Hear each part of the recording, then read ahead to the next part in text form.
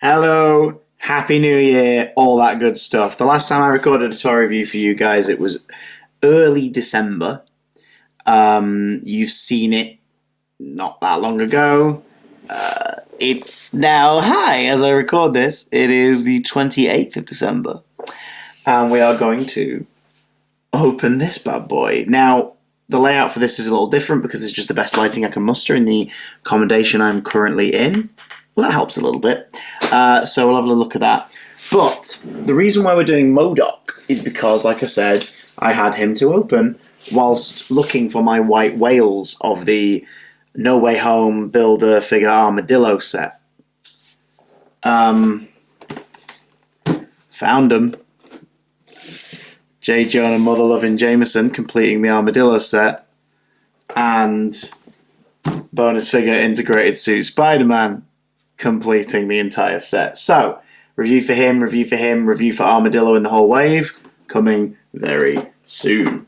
But, before we finish off that series of figures, my boy, M.O.D.O.K, mental organism designed only for killing, or conquest, or mechanical organism, or maniacal organism, whatever variant of the name they give him, based on what medium. Usually if it's kids TV, they make it less kill-based. I adore M.O.D.O.K. He's the head of A.I.M, Advanced Idea Mechanics in the Marvel Comic Universe. He is a scientist, George, whatever his name is, who turns himself into this thing, this giant thing, not to be confused with The Thing. For size comparison, just to sort of give you a little sense of what we're working with here, here is M.O.D.O.K from the No Way Home figures. He is annoyingly not as tall as he should be, but whatever. That's M.O.D.O.K. M.O.D.O.K is average height for a Marvel Legends figure. We're going to use him as a comparison meter for after we've unboxed this bad boy. So, M.O.D.O.K. The packaging for this is beautiful. Look at that. It's a picture. I think it's a picture using the toy, but it's not of the toy per se, or if it is, the joints are very well covered up, with some laboratory shenanigans going on behind him, very reminiscent of the laboratory from the now gone Marvel Heroes game. On top, the Marvel Legends sort of figures always have something based on the character that's in the box on the top, like either their logo or what have you. This one is M.O.D.O.K's angry ass face. On the spine there, we've got a lovely comic book style picture of M.O.D.O.K kicking ass and taking names. Same picture on the other side. You probably noticed, hang on, this is a thin box. This isn't an action figure box. Whoa. It's a Build-A-Figure box. So on the back we have M.O.D.O.K. Caption says, the freak product of intense scientific experimentation, the living computer M.O.D.O.K now sits atop a vast empire of criminal co-conspirators bent on world domination. Total measured height for the figure is 8.47 inches, or 21.5 centimetres. The box has given us a nice look at what the figure is going to look like once he is unboxed. Atop a barrel of flame. He comes with an alternate face. He comes with the barrel o' flame, spare hands for different expressions, and a moving control on his chair. If you're currently looking for a M.O.D.O.K, I've wanted one for a while. The reason I picked him up is because Smith's Toys in the UK had him on sale in late November, early December for $29.99, which is pretty good for one of the big deluxe Marvel Legends figures, who, as you can see, is very eager to escape, but is in a tray of parts. He comes in a tray, which I am now going to crack into like some demented selection box, and then we'll take a look at the Marvel Legends 6-inch figure scale M.O.D.O.K. Where's his face? Where's his bloody face? What's there on the both of them there on the table. So this is interesting. M.O.D.O.K comes in several different parts. First off is the base, which you click into the flame decor, which is all slightly translucent, not massively, but slightly. If you uplit him with a strong light, it'd probably work quite nicely.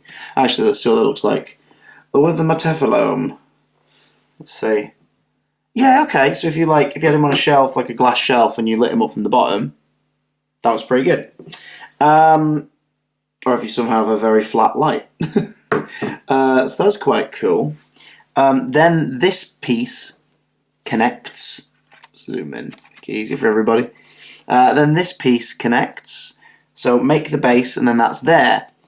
His torso comes in two different halves, which I have stuck together so well they don't want to separate. I want to show everybody the thingy. Ooh, there we go. Right, so his torso comes in two separate halves.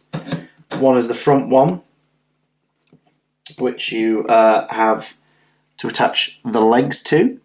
Legs are fairly posable. They sort of rest in the peg gently. They don't like click into place, so you'll be able to take them out if you need to for whatever reason. He has a swivel at the top of the thigh, double bend in the knee, and his feet are articulated, standard Marvel Legends articulation. He's got this lovely little console kind of details and decor here with his like life sign readings and the little ridges. The arms pop out quite easily if you ever need them to, but they have movement at the top of the shoulders, none at the top of the arm, because he's not really going to be able to move them much. He has a single elbow joint, and the hands have basic articulation in the individual wrists. The head, the wig, as it were, is one piece. My recommendation is to put that into the front section first to line up the crown there at the front. So then you slide that onto the bottom base, the buttery biscuit base. You take this one, the wider section being the bottom half, you line it up and click it into position. So he's not too heavy, because he like the heaviest part of him is the flame base. Because the actual M.O.D.O.K figure, if we were to detach it, come on! I'm not going to take it off there. But if you were to detach it, he's quite light. He's very light. He can pivot, mostly hollow. So like a bit heavier than your average 6-inch figure in the series. So slot that on there. Lovely stuff. So there we have M.O.D.O.K. Features. I have to pose him. Features, we have his joystick, which is like his main kind of visible control that the character has, just to give artists something for him to do with his hands. It's got a nice range of movement on it. It's got a little pink-red switch at the top, and a red trigger on the front. He has a spare hand built for using that, so you can have that hand hovering over it, or you can have this hand, which is a trigger hand to grip there. He has an alternate right hand as well, which is fisticuffs, so you can have him monologuing and shaking his fist.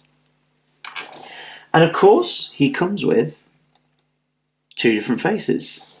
So we've got this one, which is more of a neutral kind of stoic M.O.D.O.K, Sto-Doc, if you will.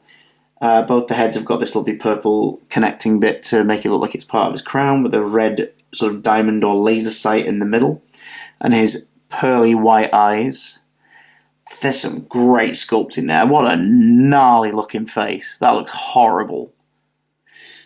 Same with his enraged expression, which looks pretty nasty as well. It's great detail in the throat, back of the mouth painted well, the tongue's painted well. The faces attach really, really easily. It's just a solid block to keep it nice and weighted, and then the sculpt slides in. So, I'll try it with his neutral face. You just place it in. There we go. That was it. That's it. That's all you got to do to get it in. Look at the paint, man. Look at the paint apps. It's so simple. Like, he's got a really metallic look to him.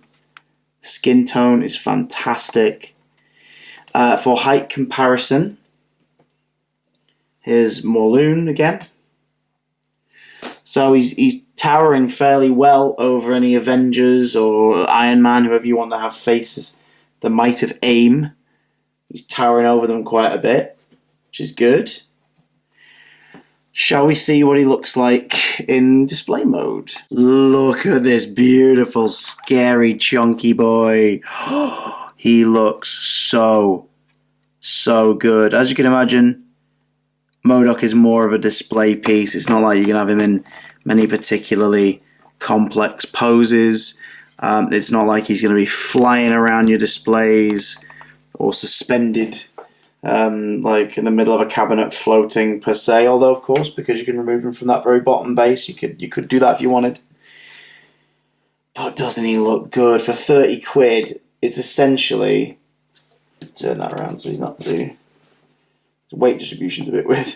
For 30 quid, he's essentially a massive Kinder Egg toy meets Marvel statue. And he's pretty damn good. I am so happy with this. I cannot wait to find myself struggling to fit him into the shelves when I get home. But he will be pride of place with his interchangeable faces. What do you think of the Marvel Legends Deluxe figure, M.O.D.O.K? Do you like it? Would you like to pick one up? Are you just happy to stare at my weird little one? Or my M.O.D.O.K? Let me know in the comments down below. You can support my toy reviews, which is just something I do for fun, by either liking or commenting on them. If you want to fund them directly, you can see my Amazon wishlist link, which is in the description. You can buy me a toy as long as you leave me a shout out. I'll make sure to shout you out in the review. No obligation, obviously, but if you do, I'd be ever so grateful. I'm just grateful you watched. Thank you so much. I'll be back soon with more toy reviews. Tatty bye.